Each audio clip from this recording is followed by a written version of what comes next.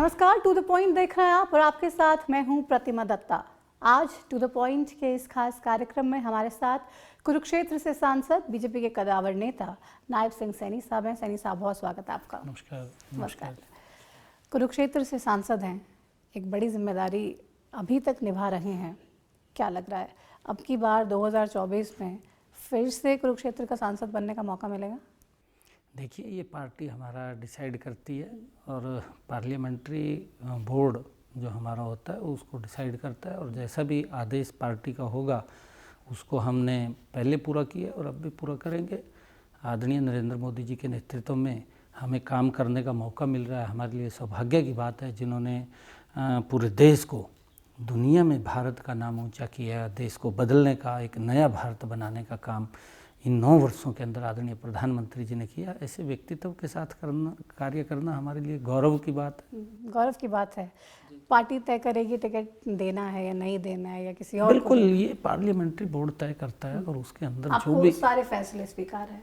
बिल्कुल, हमें फैसले स्वीकार है। बहुत सी चर्चाएं चल रही है नायब सिंह जी। चर्चाएं ये है कि नायब सिंह सैनी जी अब वापस विधानसभा की तरफ रुख करना चाहते हैं, ऐसा कुछ है? नहीं, ऐसा कहीं मेरे को नहीं पता नहीं है इस प्रकार का रूमर कहाँ से आता है और कौन लोग हैं जो इस प्रकार के रूमर को फैलाते हैं। मेरे तो कुछ इस बातें समझ में नहीं आती हैं। राजनीतिक ऐसी बातें हैं, परंतु पार्टी का मैं सिपाही हूँ, पार्टी का छोटा कार्यकर्ता हूँ, और पार्टी जो आदेश करेगी उस आदेश का पालन करना मेरी जिम्मेवारी है और उस आदेश का मैं पालन करूंगा। तो ऐसा कोई विधानसभा जाने की कोई इच्छा नहीं है? नहीं, पार्टी डिसाइड करती है। हमारे यहाँ से पार्टी भेजेगी तो खुशी खुशी चले भी जाएंगे। बिल्कुल, जो भी पार्टी के आदेश होंगे उसका हम सम्मान करेंगे, उस फैसले का सम्मान करेंगे। क्योंकि हरियाणा सरकार बीजेपी की जब थी, अकेले अपने दम पे सरकार बनाई पहली बार, तो आप मंत्री थे, आपको एक मंत्री के तौर पे सेवा करने का मौका मिला।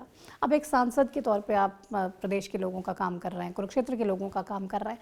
दोनों में क्या फ़र्क और ज़्यादा अच्छा एज अ नेता, एज अ लीडर आपको कहाँ पे लगता है? देखिए प्रतिमा जी, मैं आपको बताना चाहता हूँ, क्योंकि जैसे मैं पीछे हरियाणा में काम कर रहा था विधायक के नाते, फिर मंत्री के पार्टी ने मंत्री बनाया आदरणीय मुख्यमंत्री मनोहर लाल जी ने, तो जब काम करने का मौका मिला, मैं एज ए कार्यकर्ता काम कर रहा था। मुझे तब भी कोई फ़र्क नहीं पड़ रहा था, तब भी मैं एक कार्यकर्ता के नाते ही काम करता था। आज भी एक कार्यकर्ता के नाते काम कर रहा हूँ। मुझे इस बात के ऊपर कोई फ़र्क नहीं है कि वहाँ कुछ था, यहाँ कुछ है, क्योंकि आदरणीय मुख्यमंत्री मनोहर लाल जी और आदरणीय प्रधानमंत्री नरेंद्र मोदी जी, इनके नेतृत्व के अंदर काम करना ये हमारे लिए सौभाग्य की बात है, जिन्होंने एक दूर से दूर बैठे हुए गरीब व्यक्ति को समाज की मुख्यधारा में जोड़ने के लिए इस प्रकार की योजना बनाई, जिसका डायरेक्ट उन तक लाभ पहुंच रहा है।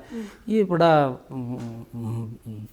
मन को संतुष्टि देने वाला होता है, और ऐसे व्यक्तित्व के साथ काम करना हम सब के लिए बड़ा। तो नेताओं के लिए तो सबसे बड़ी पावर होती है, वो कहते हैं पावर है तो बस सब है। देखिए, क्योंकि वो जमाना था, उस ज़माने के अंदर नेता अपने आप को जब तक पावर नहीं होती थी तब तक वो दिखता नहीं था, परंतु नरेंद्र मोदी जी और मनोहर लाल जी के नेतृत्व में ऐसा नहीं है। कौन सा ज़माना था जब पावर होती थी? वो कांग्रेस का 2014 से पहले का समय आप देखिए, किस तरीके से पावर का मिसयूज भी होता था, पावर का दुरुपयोग भी होता था, परंतु आज अगर पावर का यूज होता है तो लोगों के विकास के लिए होता है। ये अंतर उसके अंदर है, लोगों के विकास के लिए, लोगों के वेलफेयर के लिए, लोगों के लिए योजनाएं बने, ये पावर का अंतर होता है। पहले पावर कहीं और लगती थी, आज नरेंद्र मोदी जी और मनोहर लाल जी के नेतृत्व में पावर गरीब व्यक्ति के चेहरे पर मुस्कान आए इसके लिए लगती है,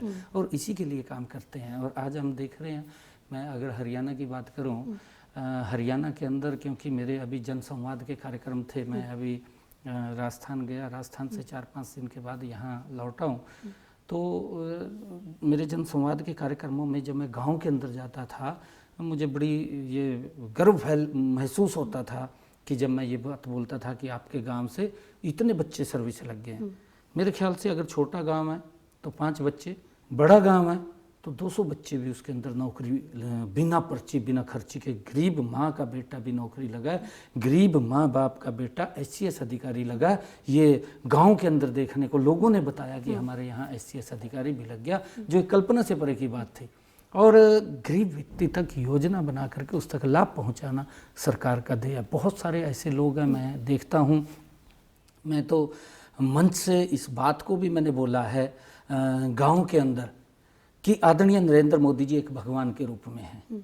जब मैं लिस्ट देखता था, क्योंकि हम ज़्यादा वो तो नहीं उसके अंदर बोलते थे, फिर भी क्योंकि विपक्ष इस प्रकार का रूमर पैदा करता है, मैं गांव के अंदर बोलता था कि विपक्ष ये बात बोल रहा है कि सरकार कोई काम नहीं कर रही। परंतु जब मैं गांव के अंदर खड़ा होकर के लिस्ट ले करके मैं नाम बोल करके पढ़ता था, मैं 5 लोगों के नाम बोलता था कि इन 5 लोगों ने आयुष्मान कार्ड योजना का लाभ उठाया है और इन्होंने इसके माध्यम से उनको कोई दिक्कत आई है। मैं परमपिता परमात्मा से प्रार्थना करता हूं कि कोई व्यक्ति बीमार ना हो, परंतु अगर दुर्घटनावश कोई व्यक्ति को दिक्कत आ जाती है तो इलाज के लिए वो उसके पास पैसा नहीं होता था। जब वो इलाज नहीं करा पाता था तो परिवार के साथ नहीं रह पाता था और कई बार बीमारी के कारण गरीबी रेखा से नीचे चला जाता था। परंतु मैं नरेंद्र मोदी जी का दिल से धन्यवाद करता हूँ, मैं उनको प्रणाम करता हूँ। आदरणीय मुख्यमंत्री जी ने उसके अंदर चिरायु योजना जोड़ी और उसके अंदर बहुत सारे ऐसे लोग हैं तो अगर तमाम किसी लोगों को को इसका दिक्कत आई है, मैंने नाम लेके पढ़ा कि 4 लाख रुपए, 5 लाख रुपया आदरणीय प्रधानमंत्री जो आयुष्मान कार्ड योजना चले उसके माध्यम से उसका दिया, उसने इलाज कराया। और कई लोगों ने तो खड़े होकर के इस बात को बोला है कि हाँ मैंने ये इलाज कराया, गांव के सामने बोला है। ये बड़ी खुशी की बात है। लोग तारीफ भी करते हैं, लेकिन कुछ लोग नाराजगी भी तो जाहिर करते हैं। जनसंवाद कार्यक्रम, तमाम सांसद भी अब जनसंवाद करने लगे हैं, जाने लगे हैं, तो लोग अपनी नाराजगी भी तो जाहिर करते हैं। आपके सामने में बहुत से लोगों ने नाराजगी जाहिर की कार्यक्रम के दौरान। मैंने जो देखा है आम जन के अंदर नाराजगी नहीं है। अगर कोई नाराज होता है क्योंकि ये गरीब को मजबूती दी जा रही है और उसके अंदर जो नाराज होता है तो कांग्रेस का कार्यकर्ता नाराज होता है, दूसरे अन्य दल का कार्यकर्ता वो नाराज होता है कि ये क्यों लाभ पहुंचाया जा रहा है, क्योंकि उनके बड़े नेता, अगर राहुल गांधी की बात, मतलब आप लोगों के जनसंवाद में कांग्रेस के लीडर्स भी आ जाते हैं, लीडर झूठ प्रचार करने, देखिए उनके कार्यकर्ता आ जाते हैं, उनके कुछ लोग होते हैं और वो उनको भड़का करके कहीं ना कहीं माहौल को खराब करना इस प्रकार की दिखते रहती है। वो हम समझते हैं सारा का सारा। तो आपने भी वही देखा कि वो लोग प्लॉटेड थे, हम समझते हैं, परंतु आम जो लोग हैं जिसको लाभ मिल रहे हैं वो इस बात की चर्चा करते हैं कि नरेंद्र मोदी जी एक भगवान के रूप में हैं, जो गरीब की आज पहली बार चिंता हुई है, जिसको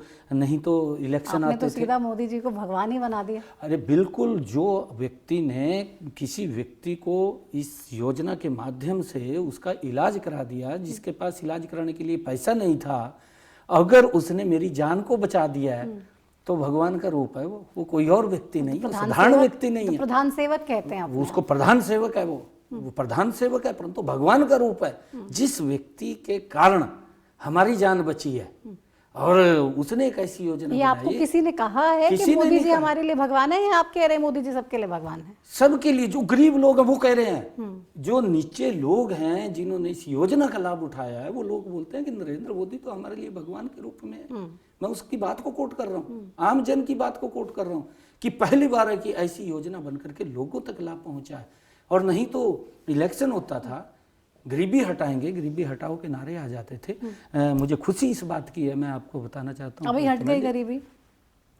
नहीं, देखिए धीरे धीरे करके 9 वर्षों के अंदर जिन लोगों ने 55 साल शासन किया है देश के ऊपर, अगर गरीबी 55 वर्षों में भी नहीं हटी, 55 साल के अंदर तो व्यक्ति रिटायरमेंट की तरफ चला जाता है, सरकार रिटायरमेंट कर दे देती है उस व्यक्ति को।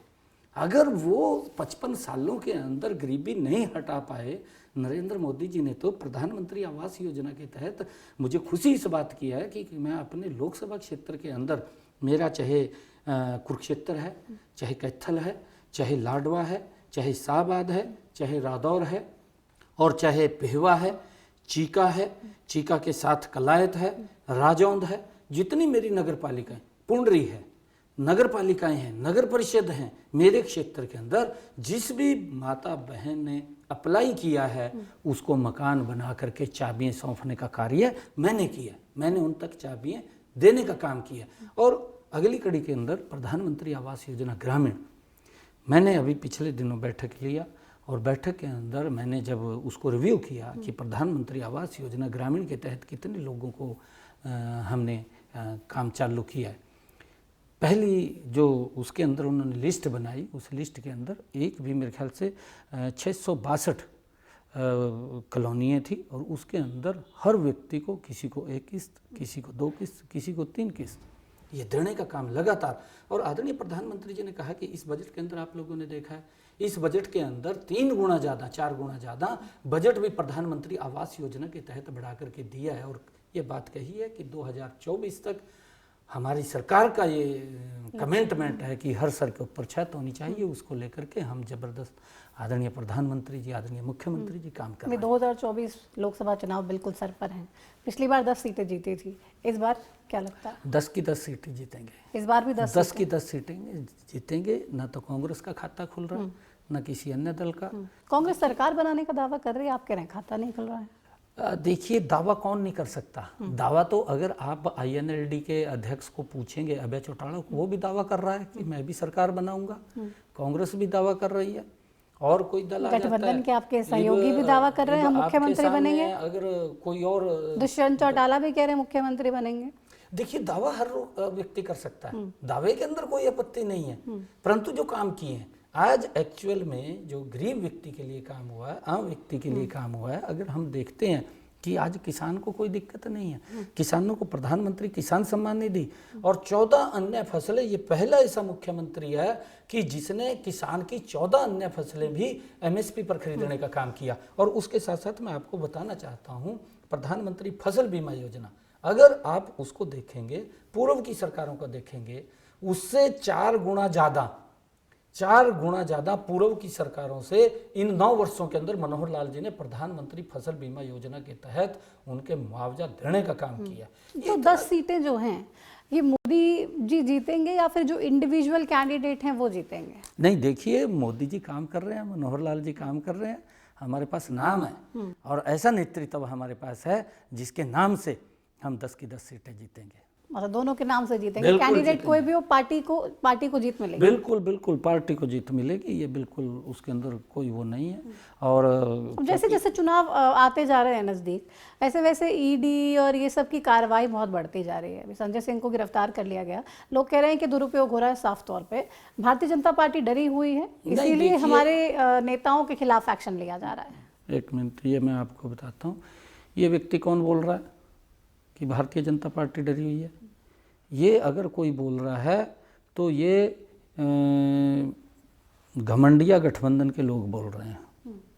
आप देख लीजिए, किसी की स्टेटमेंट उठा लीजिए, और वो लोग बोल रहे हैं जिनके ऊपर भ्रष्टाचार के आरोप दर्ज हैं, वही लोग बोल रहे हैं कि बीजेपी डरी हुई है, बीजेपी डरी हुई है, नरेंद्र मोदी जी डरे हुए हैं। वही व्यक्ति बोल रहे हैं जो स्वयं भ्रष्टाचार के अंदर फंसे हुए हैं, जिनके ऊपर FIR दर्ज हैं।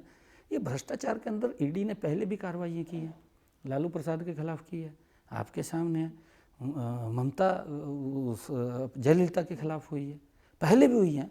ऐसे नहीं है, कितने नेताओं के खिलाफ। अगर आप लोग देखेंगे कि जिस व्यक्ति ने अगर भ्रष्टाचार, दिल्ली के तो सारे नेताओं के पीछे पड़ गए भारतीय जनता पार्टी। नहीं, नेताओं के खिलाफ क्यों पड़ेंगे हम? वो अपना काम कर रहे हैं, भारतीय जनता पार्टी के अपना काम कर रहे हैं, परंतु जो व्यक्ति एक बात देखिए, मैं आपको बताता हूँ, कल संजय सिंह, एक मैं बात बताता हूँ, एक व्यक्ति मंच के ऊपर खड़ा होकर के बोलता है कि मैं कट्टर ईमानदार हूँ, मेरी पार्टी कट्टर ईमानदार है। पहले तो क्योंकि 2014 से पहले जो गद्दी के ऊपर महाराज जी बैठते थे, वो धृतराष्ट्र के रूप में बैठते थे, भ्रष्टाचार होता रहता था, घोटाले होते रहते थे, उसने आंखें बंद की हुई थी, वो देखता नहीं था कुछ भी, उसको कुछ दिखता नहीं था भी कहीं भ्रष्टाचार हो रहा है। अगर भ्रष्टाचार होता था तो गरीब का गला कटता था, गरीब को जो वेलफेयर मिलता था, गरीब को जो योजनाओं का लाभ मिलता था, गरीब का जो घर बनता था, वो उस पैसे से बनता था जिसको वो लोग भ्रष्टाचार की भेंट चढ़ा देते थे, अपनी जेब में पा लेते थे, उससे उस गरीब व्यक्ति का चूल्हा जलता था। परंतु आज देश के अंदर ऐसा प्रधानमंत्री बैठा है कि वो अगर कोई व्यक्ति भ्रष्टाचार करेगा, वो कितना बड़ा हो, वो सलाखों के पीछे होगा, क्योंकि ये स्वतंत्र एजेंसी है।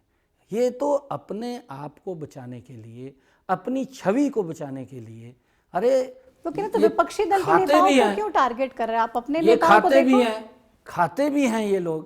केजरीवाल साहब खाते भी हैं, दांत भी नहीं दिखाते, जब खाएगा तो दांत तो दिखेंगे, और ये इस प्रकार की बात कर रहे हैं।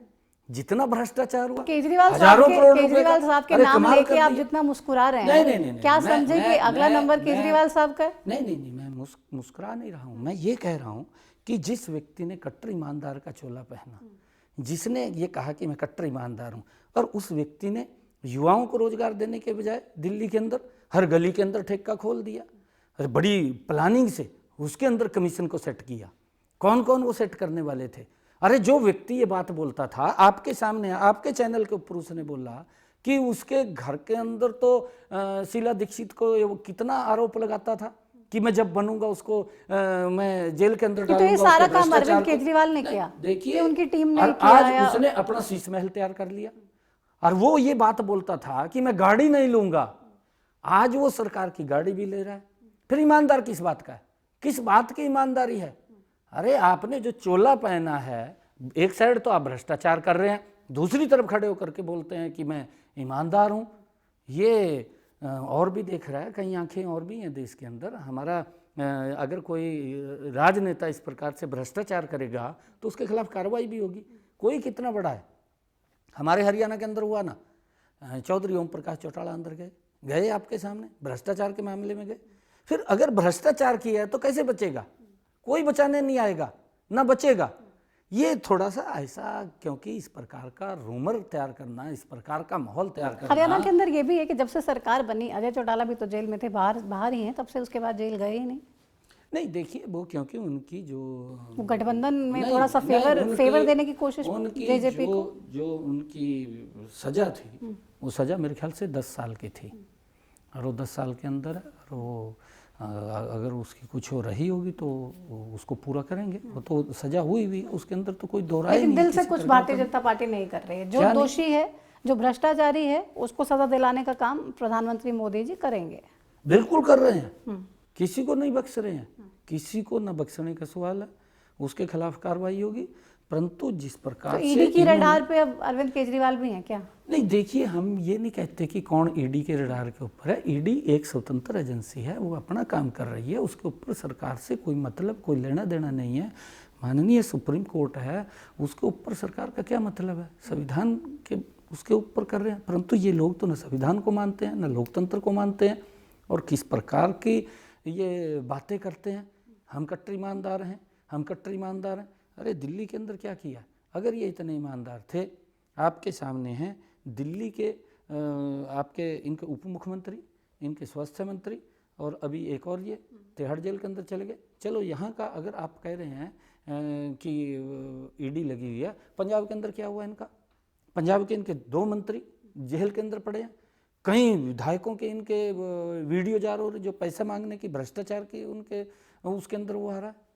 तो ये ईमानदारी का चोला पहन करके, और मैं तो ये कहूँगा कि इन्होंने शहीद भगत सिंह जी का जो नाम लिया है वो ठीक नहीं किया, क्योंकि उन्होंने अपनी कुर्बानी दी। शहीद आजम भगत सिंह ने, उसने अपने लिए नहीं, उसने देश के लिए कुर्बानी दी है, परिवार के लिए नहीं, और उसने अपने लोगों के लिए भी नहीं, उसने देश के लिए अपने आप को न्यौछावर किया, तब जा कर के हमें स्वतंत्रता मिली। और ये ऐसे व्यक्तियों का नाम लेकर के, ईमानदारी का चोला पहन करके ये देश को गुमराह करने की बात कर रहा है। और जब कार्रवाई हो रही है, फिर ये मोदी का नाम लेता है। अरे मोदी को क्या मतलब आपसे?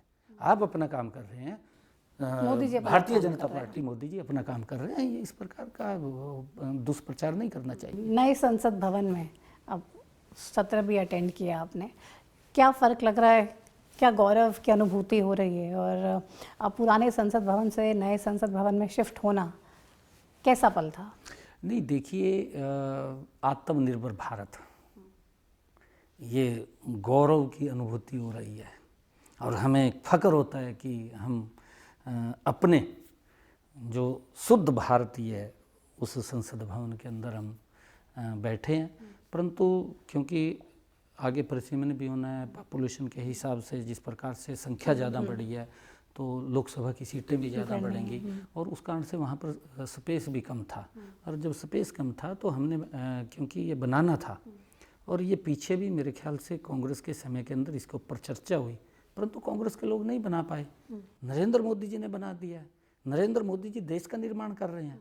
आपके सामने है कि हमारे यहाँ तो कांग्रेस के समय के अंदर तंग गलियां ही इनको अच्छी लगती थी, तंग सड़कें ही, छोटी सड़कें ही इनको अच्छी लगती थी।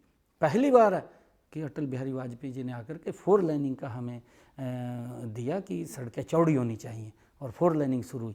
आज देश के अंदर रोड का इंफ्रास्ट्रक्चर कितना है, अगर हम मैं अपने क्षेत्र की ही बात करूं तो मेरे क्षेत्र के अंदर अगर हमें कुरुक्षेत्र से नारनौल या भिवानी जाना होता था तो 6 घंटे 7 घंटे लगते थे। आज 1.5 घंटे 2 घंटे के अंदर हम नारनौल भिवानी पहुंच जाते हैं।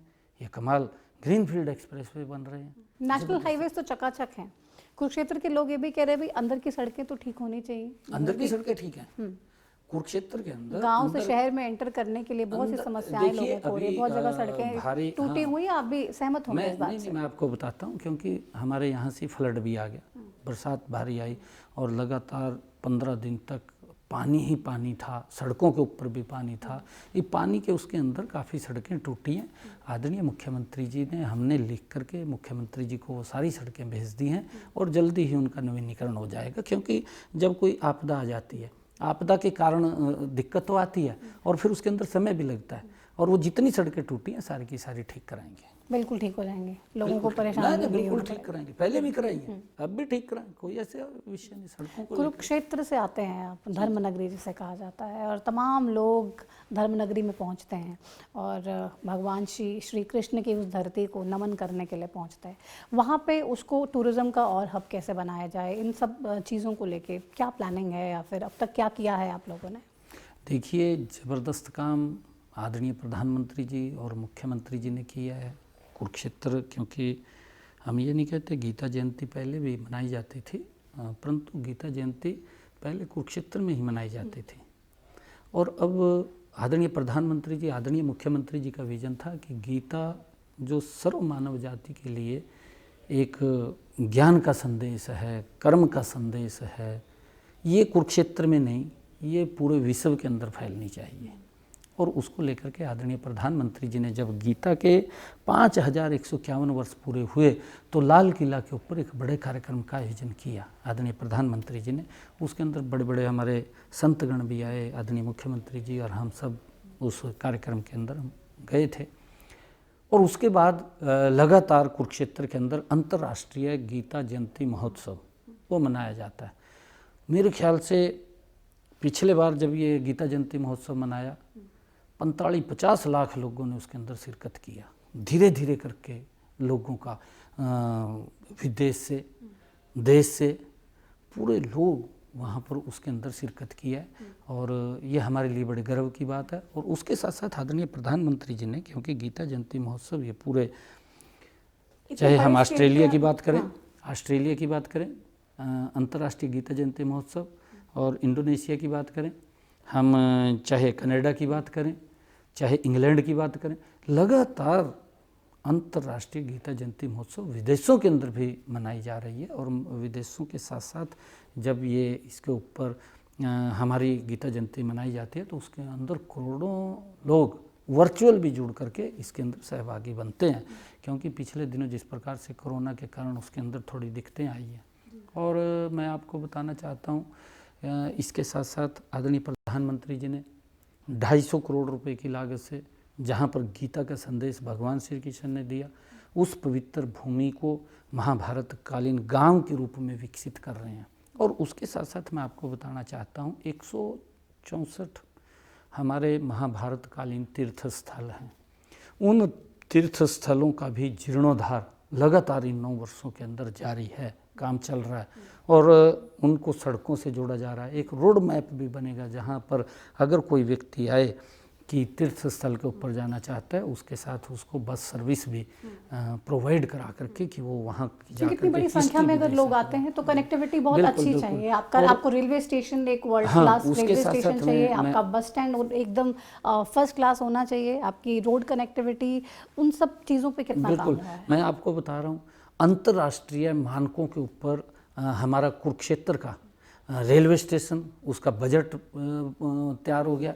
आदरणीय मंत्री जी ने, मैं अभी पिछले दिनों मिला था तो मंत्री जी ने मेरे को कहा कि आप इसकी प्रेस के अंदर एक ये बात बोल लें कि हम, क्योंकि ये महाभारत कालीन तीर्थ स्थल है कुरुक्षेत्र, भी इसका रूप कैसा होना चाहिए, इसका जो आर्किटेक्ट हैं, हमारे कुछ बुद्धिजीवी हैं जो अपने तरीके से बता सकते हैं कि हमारा रेलवे स्टेशन बाहर से इस प्रकार का दिखे। तो उसके लिए मैंने माननीय उपायुक्त महोदय को भी इस बात के लिए कहा था कि एक यहाँ पर विंडो बनाएं कि जिससे कोई व्यक्ति सुझाव देना चाहे, कोई आर्किटेक्ट है, कोई और है, कोई जो इसके अंदर काम करता है, कि किस प्रकार की डिजाइनिंग इस रेलवे स्टेशन की होनी चाहिए, क्योंकि महाभारत कालीन उसकी थीम जो नज़र आए बाहर से, वो एकदम पता लगे कि ये भगवान श्री कृष्ण की धरा। तो इस पे काम चल रहा है, आप लोगों से उनके सजेशन ले रहे हैं। मैंने पिछले दिनों प्रेस के अंदर ये बात कही थी और जल्दी ही, क्योंकि आए कुछ सुझाव, अभी मैं उसके ऊपर बैठा नहीं हूँ, दोबारा जब बैठूंगा तो पता चलेगा, क्योंकि आदरणीय प्रधानमंत्री जी ने 805 रेलवे स्टेशनों 605 रेलवे स्टेशनों का एक समय के अंदर उसका उद्घाटन किया और जल्दी ही हमारे कुरुक्षेत्र का भी ये रेलवे इस टर्म में हो जाएगा। उसकी घोषणा, इसका बजट उन्होंने तैयार कर लिया, मेरी बात हो गई थी आदरणीय मंत्री जी से। और एक और बड़ा काम जो टूरिस्ट की दृष्टि से आदरणीय प्रधानमंत्री जी, आदरणीय मुख्यमंत्री जी ने कुरुक्षेत्र के अंदर किया है कि हमारा जो कुरुक्षेत्र से कैथल की तरफ रेलवे लाइन जाती थी, उसके ऊपर 6 फाटक पड़ते थे और एक समय के अंदर जब ट्रेन आती थी वो 6 के 6 फाटक बंद हो जाते थे। कुरुक्षेत्र 2 भागों में विभाजित हो जाता था, परंतु वहाँ पर रेलवे एलिवेटेड ट्रैक गति से बन रहा है, जल्दी ही उसका उद्घाटन होगा। वो भी कुरुक्षेत्र को एक सौगात मिलेगी और टूरिस्ट की दृष्टि से उसका एक बड़ा लाभ रेलवे एलिवेटेड ट्रैक का वो मिलेगा। और इंतज़ार करते हैं कि कब ये तमाम चीज़ें 80% सार्थक हो जाएंगी और हमें देखने को मिलेंगी। लेकिन हरियाणा की जो जनता है, आम आदमी है, वो ये भी सोचता है कि भाई अभी क्या करें, बहुत कन्फ्यूजन है। बीजेपी के ही बहुत से नेता हैं जो तमाम तरीके के आरोप लगाते हैं और कहते हैं कि भाई हम तो खुश नहीं है इस सरकार से। ये जो बीजेपी जेजेपी की गठबंधन वाली सरकार है, इनके कामकाज से खुश नहीं है, होना नहीं चाहिए, गठबंधन टूट जाना चाहिए। इन तमाम बयानों पे, इन तमाम बातों पे सैनी साहब आपको क्या लगता है? नहीं, देखिए, जो गठबंधन का विषय है हमारा केंद्रीय नेतृत्व का विषय है और केंद्रीय नेतृत्व ने जिस प्रकार से एनडीए को मजबूत करने की बात करी है कि एनडीए को हमने मजबूत करना है, और ये भारतीय जनता पार्टी की सोच भी रही है। जब अटल जी ने एनडीए का निर्माण किया, बनाया एनडीए, तब से लेकर के भारतीय जनता पार्टी अपने सहयोगी दलों को सम्मान देती है और उनके सम्मान के अंदर हर संभव उनको कमी ना आए उसका लगातार प्रयत्न करती है, और दलों की तरह नहीं।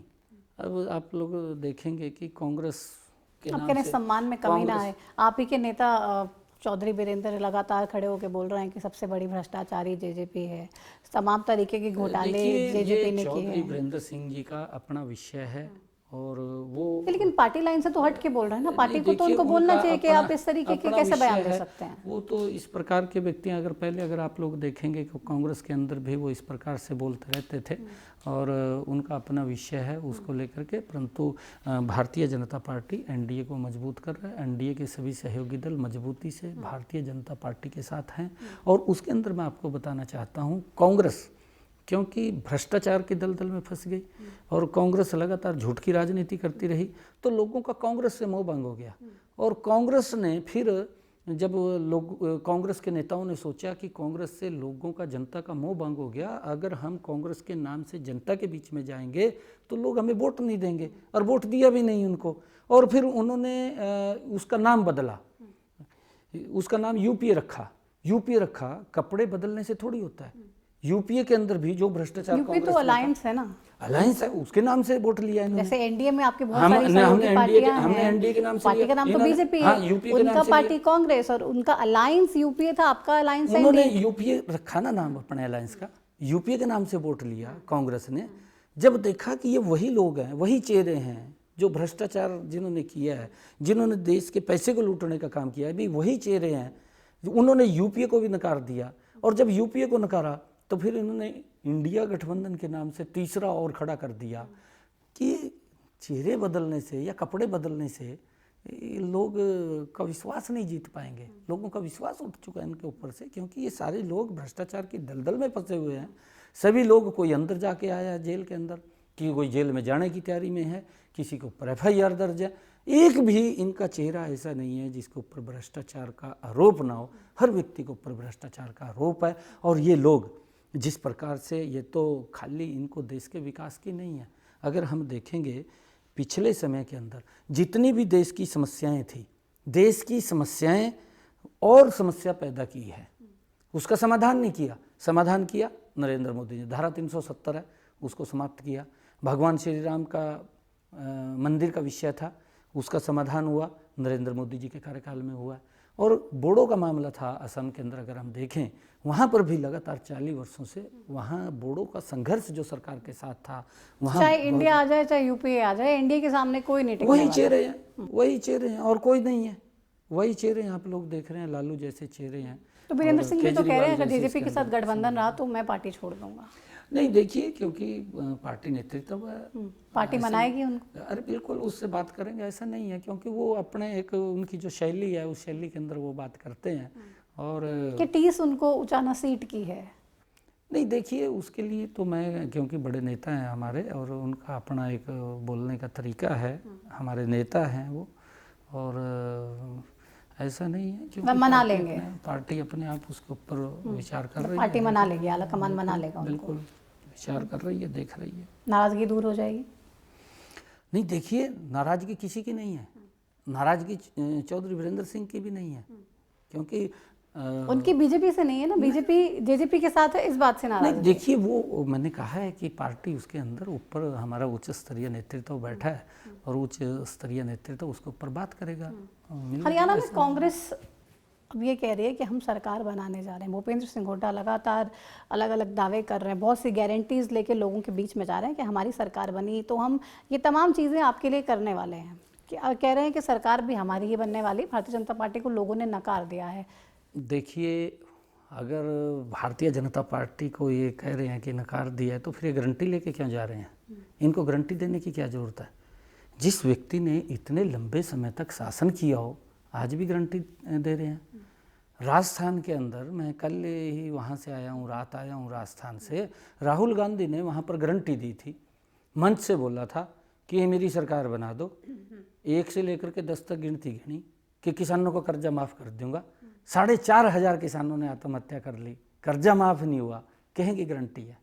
इनकी कोई गारंटी के ऊपर भी विश्वास नहीं है। गारंटी के ऊपर अगर विश्वास है तो नरेंद्र मोदी जी की गारंटी के ऊपर विश्वास है, जो 5 लाख रुपए तक का आयुष्मान कार्ड का लाभ गरीब व्यक्ति को दे रहा है, ये गारंटी है।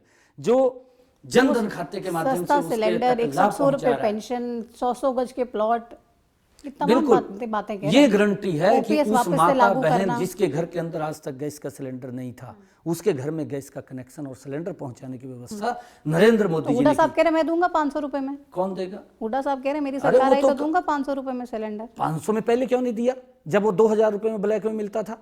ये मुख्यमंत्री था उस समय में, जब मेरे ख्याल से 3 दिन के अंदर गैस का सिलेंडर मिलता था, लाइन लगी रहती थी लंबी। ये मुख्यमंत्री था उस टाइम, इसको तब आंख नहीं खुली, आज इसकी आंख खुल गई है। लोगों को प्रताड़ित करना, लोगों को लाइन में खड़ा करना है कांग्रेस की फितरत कह रहे रही है। OPS हम फिर से लागू कर देंगे। ये किसने इसको खत्म किया था? कह रहे खत्म किसने किया था? भूल हो गई, अब हम अरे इस भूल किसने को खत्म किया सुधारेंगे। था? हाँ, कांग्रेस की फितरत है थुक्को और चाटो, थुक्को और चाटो। ये कांग्रेस की फितरत रही है, अपने आप किसी चीज को विड्रॉ करना और उसको फिर अपने आप ही बुनाना लोगों के बीच में जा करके, और झूठ बोलना, झूठ की राजनीति करना। ये लंबे समय इनका कांग्रेस का चलने वाला नहीं है। लोगों ने नकार दिया इनको, और जानते हैं लोग, जानते हैं हुड्डा, भूपेंद्र हुड्डा के बारे में भी हरियाणा प्रदेश के लोग बखूबी जानते हैं कि कितना इनके समय के अंदर लोगों के ऊपर अत्याचार हुए हैं। किसान की फसल नहीं बिकती थी इनके समय के अंदर। आज किसान को दिक्कत नहीं है, आज किसान की ट्राली मंडी में आती है तो तुरंत उसके खाते के अंदर पैसा चला जाता है। ये कमाल भी अगर किसी ने किया, ये नरेंद्र मोदी और मनोहर लाल जी ने कमाल किया। आप कह रहे हैं ये कमाल है। और भूपेंद्र सिंह हुड्डा लगातार आरोप लगाते हैं कि सबसे बड़ी परेशानी ही हमारे किसान भाइयों को पोर्टल की वजह से। भूपेंद्र सिंह हुड्डा को परेशानी है, किसान को परेशानी नहीं है।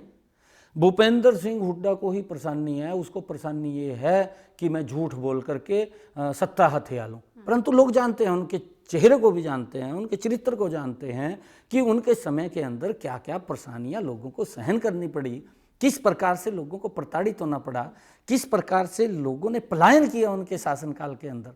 उनके शासनकाल के अंदर पलायन भी किया आपके सामने, चाहे गोहाना का कांड था, चाहे और कई कांड हुए हैं, पलायन भी किया। तब तो लोगों को कितना अत्याचार के अंदर घूमना पड़ा, परंतु आज हर व्यक्ति का सम्मान मनोहर लाल जी की सरकार के अंदर हो रहा है, नरेंद्र मोदी जी के कार्यकाल में हो रहा है। परेशानी आम जन को नहीं है, परेशानी किसान को नहीं है, परेशानी कांग्रेस के लोगों को है, परेशानी राहुल गांधी को है, और परेशानी भूपेंद्र सिंह हुड्डा को तो है। पोर्टल से कोई परेशानियां नहीं है लोगों को? मैं कह रहा हूँ जी, पोर्टल के मैं बात करता हूँ जा करके, पोर्टल की ही बात करता हूँ मैं जा करके जनसंवाद कार्यक्रमों में। आप किसी दिन मेरे जनसंवाद कार्यक्रम को आप कवर करना, आपको पता चल जाएगा कि लोग किस प्रकार से आज तक किसी को लाभ ही नहीं मिला। एक्चुअल में अगर लाभ मिला है, चाहे आयुष्मान कार्ड का मिल रहा है, चाहे उसको प्रधानमंत्री आवास योजना है, चाहे उसको फसल बीमा योजना का है, चाहे उसको प्रधानमंत्री जो किसान सम्मान निधि का है, बहुत सारी योजनाएं हैं जिनका लाभ डायरेक्ट उसके खाते के अंदर जा रहा है, जिसको कल्पना से परे की बात है, जो आज तक नहीं मिल पाता था, ये पोर्टल की वजह से है। और ये लोग तो जो पोर्टल सरकार चिल्लाते रहते हैं और कहते हैं कि पोर्टल सबसे बड़ी प्रॉब्लम है। कोई प्रॉब्लम नहीं, पोर्टल प्रॉब्लम नहीं है, कांग्रेस ही प्रॉब्लम परिवार पहचान पत्र को सबसे बड़ी प्रॉब्लम बता कोई परिवार पहचान पत्र के अंदर जो बीपीएल कार्ड थे, एक आदरणीय प्रधानमंत्री मुख्यमंत्री जी ने, मैं आपको बताना चाहता हूँ उसकी डिटेल भी, ये पोर्टल की वजह से हुआ है। लोग बोलते थे कि बीपीएल कार्ड बने, बीपीएल कार्ड आप देखेंगे गांव के अंदर बढ़ करके बने हैं, कम नहीं बने। इन्होंने रौला ये डाल रहे हैं गांव के अंदर नहीं। अगर किसी का कटा है, हम ये भी बात बोलते थे कि गांव के अंदर से हमारे पास, मैं गांव के अंदर पूछता हूँ जा करके भी, आपकी तरफ से ही हमारे पास बात आती थी कि भाई इस व्यक्ति की तो कोठी है, इसका बीपीएल बने, ये गरीब व्यक्ति है, इसका बनना चाहिए था, नहीं बना, गरीब व्यक्ति को मिलना चाहिए था। इस प्रकार का भेदभाव कांग्रेस की सरकार के अंदर था, परंतु इस पोर्टल की वजह से एक्चुअल में जो गरीब व्यक्ति है उस तक लाभ पहुंच रहा है। अगर किसी का कटा है, जिसकी आय ज़्यादा है, जिसको आवश्यकता नहीं है, कई लोग तो ऐसे भी मिलते हैं कि मेरा बीपीएल बन गया, कोई टेक्निकल दिक्कत से बन गया कि मेरा कटवा हो ये, तो वो बड़े लोग हैं और बड़े बुद्धिजीवी व्यक्ति होते हैं कि मेरा ये बन गया, मेरे को जरूरत तो है नहीं है, आप इसको काट दो। वो इस प्रकार के भी लोग आते हैं, परंतु जिसके लिए योजना बनी है उस तक लाभ पहुंचना चाहिए, और वो लाभ इस पोर्टल के माध्यम से पहली बार मनोहर लाल जी के कार्यकाल के अंदर पहुंचा है। परंतु ये लोग जिस प्रकार का दुष्प्रचार कर रहे हैं कि वही कट गए हैं, मैं गांव के अंदर जा कर के पूछता हूँ, उसके अंदर पहले जो आयुष्मान कार्ड थे वो लगभग किसी गांव के अंदर 20, किसी में 50, किसी में 200, किसी में 150 इस प्रकार बने हुए थे। परंतु आयुष्मान चिरायु जुड़ने के बाद मनोहर लाल जी ने जी चिरायु जोड़ी और इनकम जो 1,80,000 रुपये से कम की, ये बढ़ाने के बाद लगभग 50% गांव की आबादी आयुष्मान चिरायु से जुड़ गई है और उसका लाभ ले रहे हैं। ये एक्चुअल में पोर्टल की वजह से है। और हमने कहा कि अगर किसी का बीपीएल कटा है क्योंकि उसके नाम के अंदर कोई गलती हुई है, नाम की गलती के कारण उसका कट गया है, या उसने स्वयं स्थापित इनकम भरी है उसके कारण से कट गया, या सीएससी के ऊपर उसने चढ़ाया है, सीएससी ने कोई गलती कर दी, उसकी इनकम ज़्यादा बढ़ा दी, उसको वेरीफाई कर रहे हैं, वेरीफाई करके उसका बीपीएल कार्ड भी बना रहे हैं और बन रहे हैं। ऐसा नहीं है कि अगर किसी का कटा है उसका बन भी जाएगा। परंतु किस प्रकार का दुष्प्रचार, अगर मान ले इस प्रकार का दुष्प्रचार करते हैं तो कांग्रेस के लोग भी, जो हमारा डिप्पू है, राशन डिप्पू, महीने में एक दिन उसके ऊपर अनाज आता है लोगों के लिए, और जिस दिन अनाज आता है तो लाइन तो लगेगी। और ये इस प्रकार का रौला डालते हैं, कहा जी ये देखो जी लाइन लग रही, मोदी के कार्यकाल में लाइन लग रही। अरे लोगों को सुविधा मिल रही है, आप इस प्रकार का दुष्प्रचार मत करिए।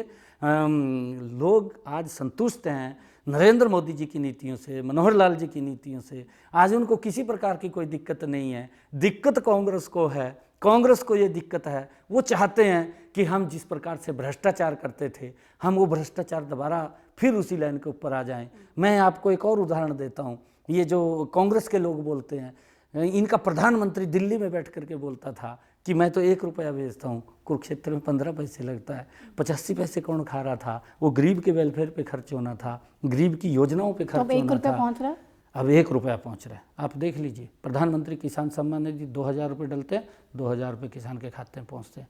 5 लाख रुपये का अधिकार गरीब व्यक्ति को उसके इलाज के लिए दिया, जो ही इलाज कराता है उसके खाते के अंदर जाता है।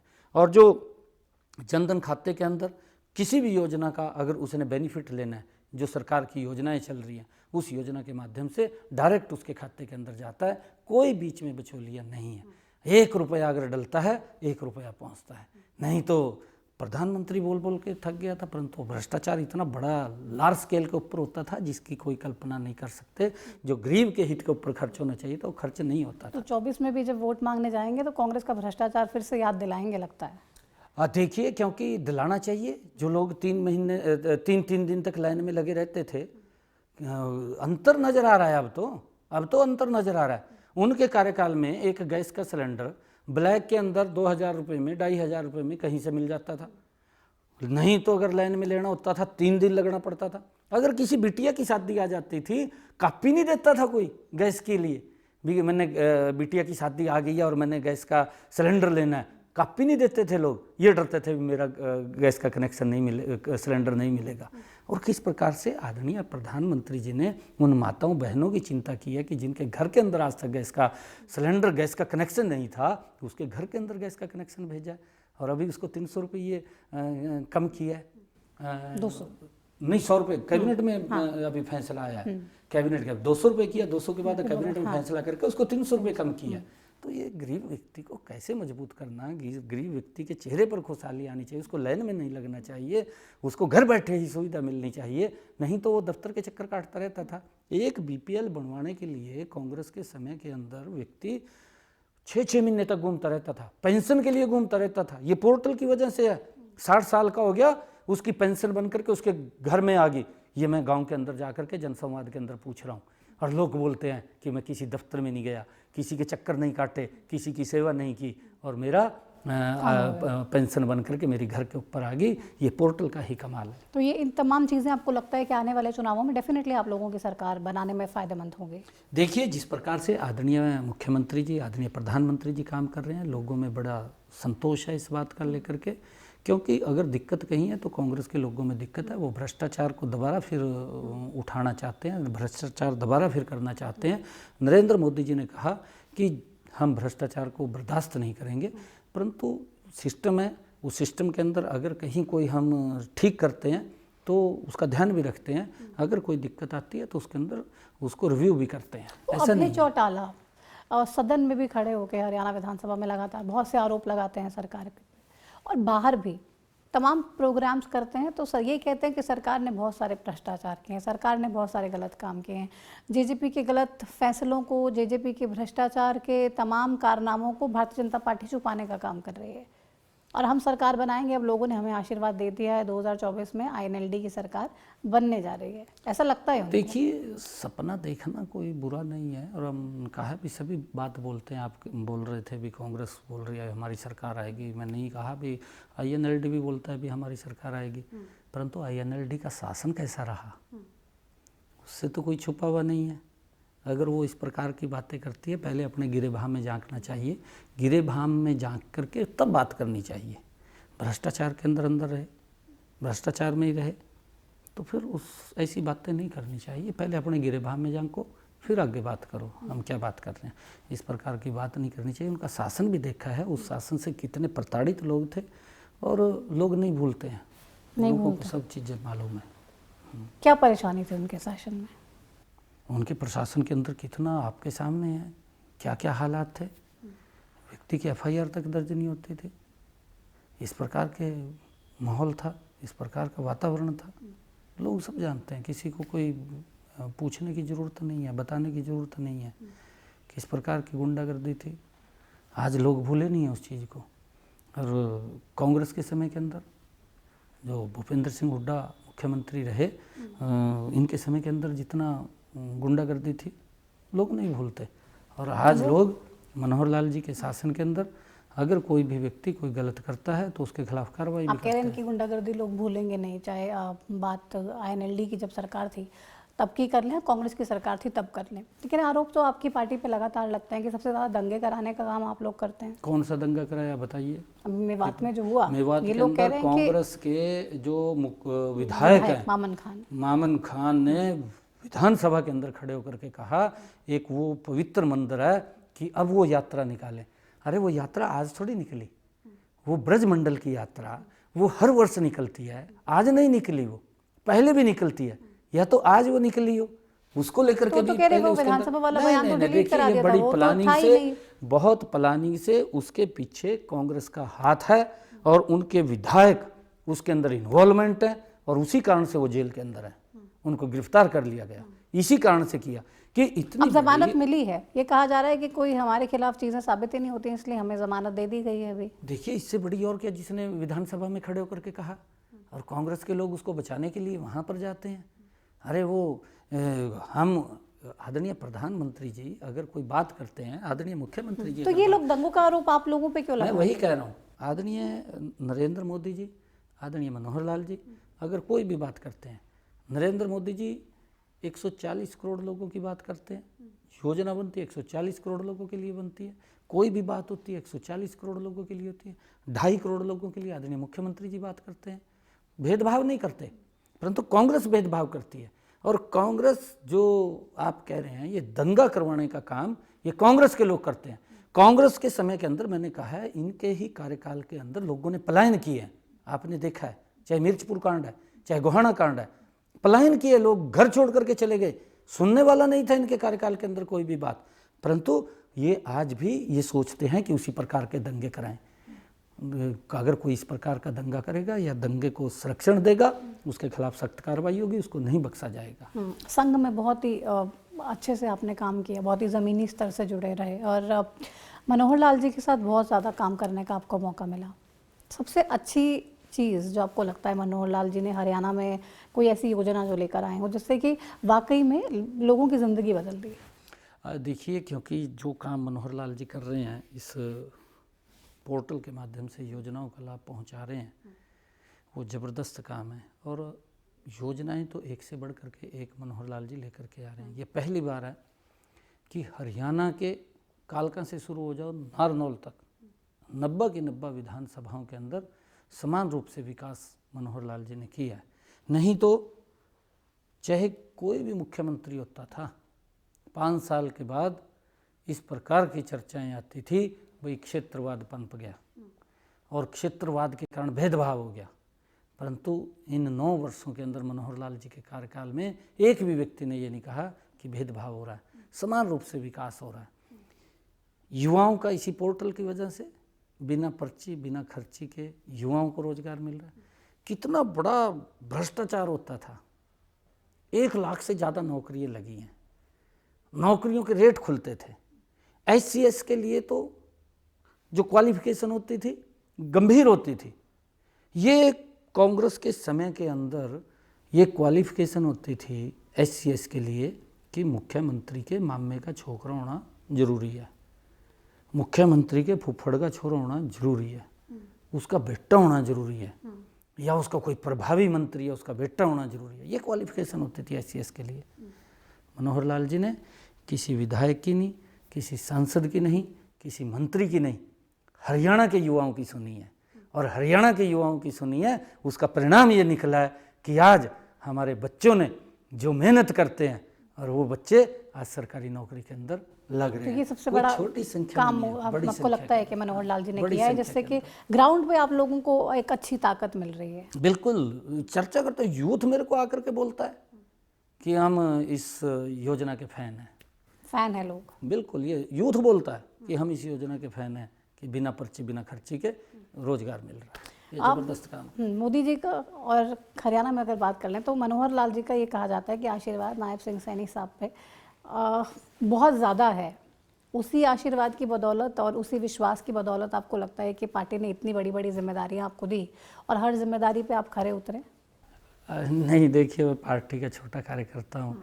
आदरणीय मुख्यमंत्री जी के साथ भी मुझे काम करने का मौका मिला है। लेकिन मुख्यमंत्री आपको बहुत पसंद करते हैं, ये कहा जाता है। सहयोगी के तौर के ऊपर हमारी सोच ये रहती है कि जो भी पार्टी ने विश्वास किया है, विश्वास करके जो काम दिए उसको पूर्ण करें, उसकी तरफ हम लगें और पार्टी को लाभ मिलना चाहिए, पार्टी आगे बढ़नी चाहिए, ये हमारी सोच है, उसको लेकर के हम काम करते हैं। अभी फिर से आप चुनाव हैं, आखिरी सवाल और उसके बाद इस इंटरव्यू को ख़त्म करेंगे। अभी सांसद की जिम्मेदारी निभा रहे हैं आपको लगता है कि अगर फिर से जीतते हैं तो पार्टी एक बड़ी जिम्मेदारी देगी? केंद्रीय मंत्री मैंने बनाकर? कभी इस बात के बारे में कभी सोचा नहीं नहीं, सोचा। ना मैं इस तरफ ध्यान देता हूँ। मेरा ध्यान है काम करने आप के सोचते हो कर्म करो फल की चिंता मत चिंता मत करो। मैं उसी भूमि से आता हूँ जहाँ भगवान श्री कृष्ण ने ये संदेश दिया है, कर्म तो करो, इस फल की संदेश को आप चिंता भूल मत नहीं करो। सकते। चलिए बहुत अच्छा है, इस संदेश को आप ना ही भूलें। और कहा जाता है कि जब उम्मीद नहीं होती है तो अपने आप ही चीज़ें मिलती रहती है, नए रास्ते खुलते रहते हैं। बहुत बहुत शुभकामनाएं, बहुत शुक्रिया अपना समय देने के लिए। तो आपने साफ तौर पे सुना, सांसद साहब कह रहे हैं हम कर्म करने में विश्वास रखते हैं और उसी भूमि से आते हैं जहाँ पे श्री कृष्ण ने ये संदेश दिया था और ये कहा था कि कर्म करो, फल की चिंता नहीं करनी। और वैसे ही नायब सिंह सैनी साहब कर्म कर रहे हैं लगातार। उनको लग रहा है कि जो मोदी जी और मनोहर जी की जोड़ी ने हरियाणा में और देश में काम किए हैं, एक ऐसी योजनाएं लेकर आए हैं जिनसे वाकई में ग्राउंड पे लोगों को बहुत फ़ायदा मिल रहा है। इन तमाम नीतियों के बदौलत एक बार फिर से हरियाणा में भारतीय जनता पार्टी और केंद्र में भी भारतीय जनता पार्टी सरकार बनाने जा रही है और चुनावों में कोई और दूर दूर तक इनकी टक्कर में नहीं है। फिलहाल मेरे साथ टू द पॉइंट में इतना ही। आप देखते रहिए हरियाणा न्यूज़। नमस्कार।